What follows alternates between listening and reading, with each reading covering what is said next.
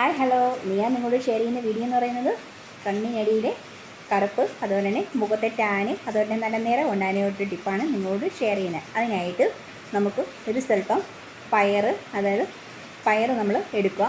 അതിനോടൊപ്പം തന്നെ സ്വല്പം മുൾട്ടാനി വെട്ടി, സ്വല്പം കസ്തൂരി മഞ്ഞളിൻ്റെ പൊടി, ഒരല്പം നമ്മുടെ ചോറ് വെക്കുന്ന അരി, ഇതെല്ലാം കൂടെ മിക്സിക്കകത്തിട്ട് നന്നായിട്ട് പൊടിച്ച് എന്നിട്ട് അരച്ചു കൊടുക്കുക.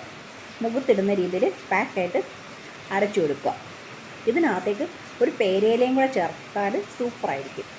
അപ്പം ഈ ഇത്രയും സാധനങ്ങൾ ഇൻഗ്രീഡിയൻസ് അരച്ചെടുത്ത മിശ്രിതം ഒരു 10 മിനിറ്റ് റെസ്റ്റ് ചെയ്യാൻ വെക്കുക ഫ്രിഡ്ജിനകത്ത്. തണുത്തിട്ട് നമ്മൾ ആ മുഖത്ത് കഴുത്ത് അപ്ലൈ ചെയ്യുക.